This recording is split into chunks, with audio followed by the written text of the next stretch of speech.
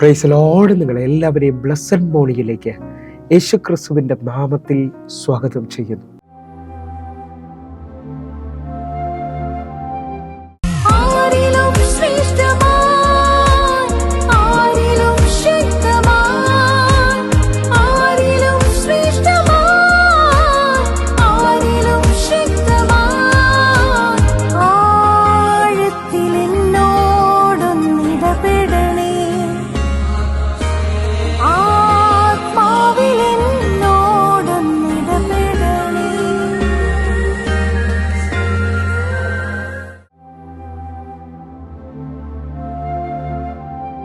പ്രിയരെ, അനുഗ്രഹിക്കപ്പെട്ട ഒരു പ്രഭാതം കൂടെ നമ്മുടെ ജീവിതത്തിൽ അനുവദിച്ചതാണ്. വലിയവനായ ദൈവത്തെ നമുക്ക് ഒരുമിച്ച് ചേർന്ന് നന്ദി പറയാം. എത്ര പറയും, ഞാൻ നിന്നതല്ല, എൻ്റെ ദൈവം എന്നെ നിർത്തിയതാണ്. ഒന്നുകൂടെ പറഞ്ഞാൽ 2025 മെയ് മാസം 6-ാം തീയതി വരെയും എന്നെയും എൻ്റെ കുടുംബത്തെയും കണ്ണിലെ കൃഷ്ണമണി പോലെ സൂക്ഷിക്കുകയും വിടുവിക്കുകയും ചെയ്ത വലിയവനായ ദൈവത്തിന് നന്ദി പറഞ്ഞുകൊണ്ട് ഈ പ്രഭാത ചിന്തയിലേക്ക് നമുക്ക് ഒരുമിച്ച് അടുത്ത് വരാം. പകരം നൽകുന്ന ദൈവം. പ്രിയരെ, പ്രാരംഭ വാക്യത്തിലേക്ക് യോവൽ പ്രവചനം 2-ാം അധ്യായം അതിൻ്റെ 25-ാമത്തെ വാക്യം. ഞാൻ നിങ്ങളുടെ ഇടയിൽ അയച്ചിരിക്കുന്ന എൻ്റെ മഹാസൈന്യമായ വെട്ടുക്കിളിയും വിട്ടിലും തുള്ളനും പച്ചപ്പുഴവും തിന്നുകളഞ്ഞ സംവത്സരങ്ങൾക്ക് വേണ്ടി ഞാൻ നിങ്ങൾക്ക് പകരം നൽകും. ഈ പ്രഭാതത്തിൽ ദൈവം നമ്മോട് ഇടപെട്ട അനുഗ്രഹിക്കപ്പെട്ട വചനത്തിനായി നമുക്ക് ഒരുമിച്ച് ദൈവത്തിന് നന്ദി പറയാം. ഈ പ്രഭാതത്തിൽ നാം കേട്ടത് പകരം നൽകുന്ന ദൈവത്തെക്കുറിച്ചാണ്.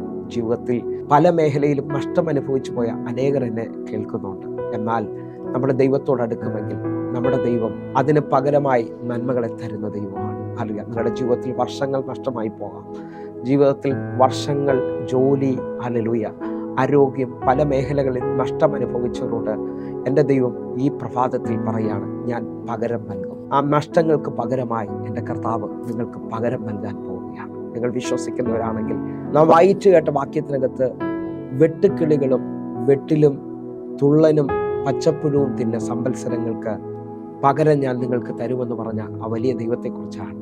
എന്നെ കേൾക്കുന്നവരെ, ദൈവത്തോട് അടുക്കുമെങ്കിൽ നിങ്ങളുടെ ജീവിതത്തിനകത്ത് എവിടെല്ലാം നിങ്ങൾ നഷ്ടം അനുഭവിച്ചിട്ടുണ്ടോ അതെല്ലാം പകരം നൽകാൻ കഴിയുന്നവരാണ്.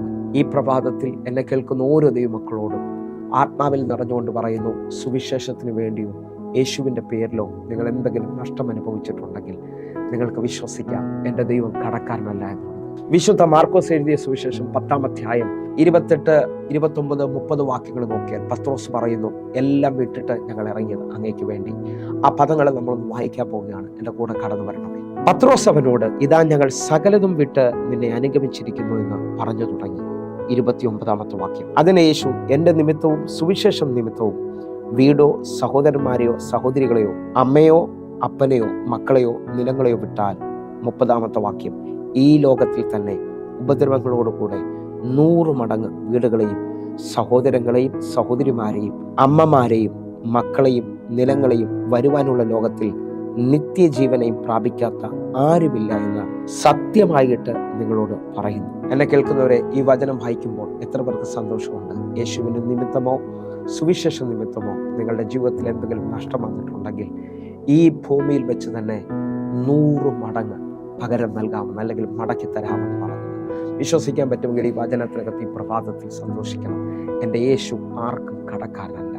ഒന്നുകൂടെ പറഞ്ഞു കഴിഞ്ഞാൽ നിങ്ങൾ ശ്രദ്ധിക്കണം. യേശയ്യാ പ്രവാചകന്റെ പുസ്തകം 61-ാം അധ്യായം അതിൻ്റെ 3-ാമത്തെ വാക്യം. സിയോനിലെ ദുഃഖിതന്മാർക്ക് വെണ്ണീറിന് പകരം അലങ്കാരമാലയും ദുഃഖത്തിന് പകരം ആനന്ദ തൈലവും വിഷണ്ട മനസ്സിന് പകരം സ്തുതി എന്ന മേലാടയും കൊടുക്കുവാനും അവൻ എന്നെ അയച്ചിരിക്കുന്നു. അവൻ മഹത്വീകരിക്കപ്പെടേണ്ടതിന് അവർക്ക് നീതിവൃക്ഷങ്ങൾ എന്നും യഹോവയുടെ നടുത്തല എന്നും പേരാകും. പ്രിയരെ, ഈ 3-ാമത്തെ വാക്യം വായിക്കുമ്പോൾ അവിടെ 3 കാര്യങ്ങൾ വ്യക്തമായി കൊടുത്തിരിക്കുകയാണ്.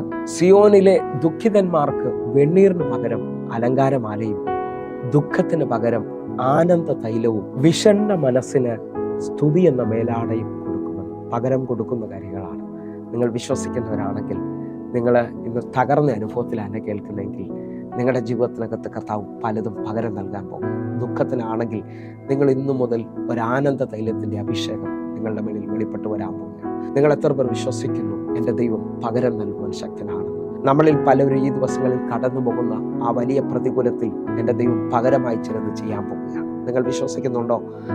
ആ ബാങ്ക് ലോണിൻ്റെ മേളിൽ, ആ രോഗത്തിൻ്റെ അനുഭവത്തിനകത്ത് നിങ്ങളുടെ നഷ്ടമാകുമെന്ന് പറഞ്ഞ് ജോലിക്ക് നിങ്ങളുടെ നഷ്ടമായി പോകുമെന്ന് പറഞ്ഞ് ബിസിനസ്സിൻ്റെ മേളിൽ, ജോലിയുടെ മേളിൽ ദൈവം ഭയങ്കര ഒരു അത്ഭുതം ചെയ്യാൻ പോവുകയാണ്. നിങ്ങളുടെ തലമുറയ്ക്ക് വേണ്ടി കർത്താവ് ഒരു വലിയ അത്ഭുതം ചെയ്യാൻ പോവുകയാണ്. ഒന്നുകൂടെ പറഞ്ഞു കഴിഞ്ഞാൽ, ഉൽപ്പത്തി പുസ്തകം 22-ാം അധ്യായത്തിൽ പ്രാരംഭം നോക്കിയാൽ അബ്രഹാമിനെ ദൈവം പരീക്ഷിക്കുന്നത് കാണാം. അവൻ്റെ ഏകജാതനായ മകൻ ഇസഹാക്കിനെ യാഗം കഴിക്കണമെന്ന് ദൈവം കൽപ്പിക്കുകയാണ്.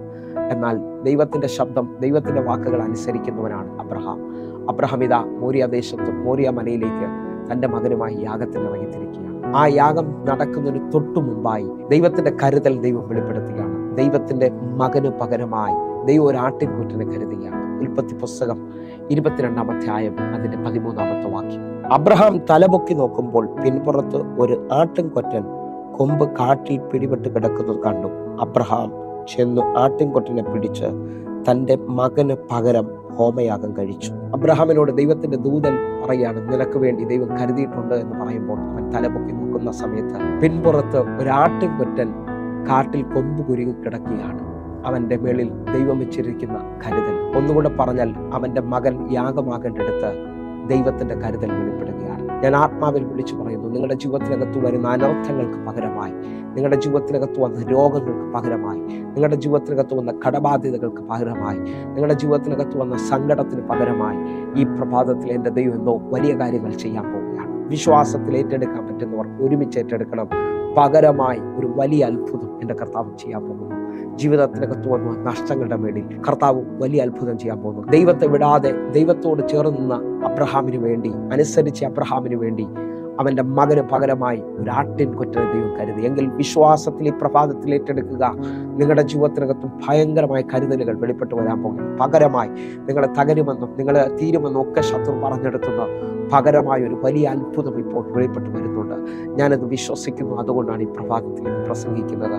അത് വിശ്വസിക്കുന്നവർക്ക് വേണ്ടി ഒരു വാക്യം കൂടെ വായിക്കാൻ ആഗ്രഹിക്കുകയാണ്.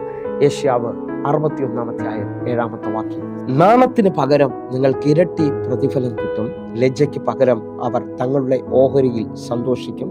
അങ്ങനെ അവർ തങ്ങളുടെ ദേശത്ത് ഇരട്ടി അവകാശം പ്രാപിക്കും, നിത്യാനന്ദം അവർക്കുണ്ടാകും. നിങ്ങൾ വിശ്വസിക്കാമെങ്കിൽ, നിങ്ങൾ നിന്ദിക്കപ്പെട്ടെടുത്ത്, നിങ്ങൾ നാണം കെട്ടെടുത്ത് ഇന്ന് കാണുന്ന അനുഭവങ്ങളിൽ നിന്ന് ദൈവം വലിയ കാര്യങ്ങൾ നിങ്ങൾക്ക് പകരം നൽകാൻ പോവുകയാണ്. വിശ്വാസത്തോടുകൂടെ നമുക്ക് ഈ വചനത്തിനകത്ത് വിശ്വസിക്കാം. നിത്യാനന്ദം പ്രാപിക്കുന്ന നിലയിൽ കർത്താവ് നിങ്ങളുടെ ജീവിതത്തിൽ ചിലത് പകരം നൽകട്ടെ. നമുക്ക് ഒരുമിച്ച് ചേർന്ന് പ്രാർത്ഥിക്കാം. കണ്ണുകൾ അടയ്ക്കാം. ഞങ്ങളെ സ്നേഹിക്കുന്ന ഞങ്ങളുടെ നല്ല കർത്താവെ, പൂർണ്ണ ഹൃദയത്തോടെ എന്നെ കാണുന്ന, എന്നെ കേൾക്കുന്ന ഓരോ മക്കൾക്കുമായി പ്രാർത്ഥിക്കുന്നു. വലിയ ദൈവപ്രവർത്തികൾ നടക്കണം. ഇവരുടെ ജീവിതത്തിനകത്ത് ഈ വചന സന്ദേശം കേട്ടുകൊണ്ടിരിക്കുമ്പോൾ തന്നെ പകരമായി ഇവരുടെ സങ്കടത്തെ മാറ്റുന്ന രീതിയിൽ, ഇവരുടെ വിഷമങ്ങളെ മാറ്റുന്ന രീതിയിൽ, ഇവരുടെ ഇല്ലായ്മകളെ മാറ്റുന്ന രീതിയിൽ അങ്ങൊരു അത്ഭുതം ചെയ്യാൻ പോകുന്നതിനായി നന്ദി. യേശുവിൻ നാമത്തിൽ പ്രാർത്ഥിക്കുന്നു. ആമേൻ, ആമേൻ. പ്രിയരെ, ഈ പ്രഭാത സന്ദേശം നിങ്ങൾക്ക് അനുഗ്രഹമാകുന്നുവെങ്കിൽ നമ്മുടെ യൂട്യൂബ് ചാനൽ സബ്സ്ക്രൈബ് ചെയ്യുകയും ഫേസ്ബുക്കിലേക്ക് നിങ്ങൾ ജോയിൻ ചെയ്യുകയും ചെയ്യണമെന്ന് ഓർപ്പിക്കുന്നു. കർത്താവ് നിശ്ചയമായും നിങ്ങളെ അനുഗ്രഹിക്കും. എല്ലാ ദിവസവും ഇന്ത്യൻ സമയം 6 മണിക്ക് നമുക്ക് സൂമിൽ ആരാധനയുണ്ട്. അനേകായിരങ്ങൾക്ക് അത് വിടുതലായിട്ടുണ്ട്. നിങ്ങൾ ഏത് പട്ടണത്തിലാണെങ്കിലും നിങ്ങൾ ഈ കാണുന്ന നമ്പറിൽ വിളിച്ച് ആ സൂം ലിങ്കുകൾ നിങ്ങൾക്ക് കൈവശമാക്കാൻ കഴിയും. നിങ്ങൾ ജോയിൻ ചെയ്താട്ടെ. കർത്താവിൻ്റെ വലിയ കാര്യം നിങ്ങൾക്ക് വേണ്ടി വെളിപ്പെടും. എങ്കിൽ കർത്താവ് നിങ്ങളെ അനുഗ്രഹിക്കട്ടെ. God bless you. ആമേൻ.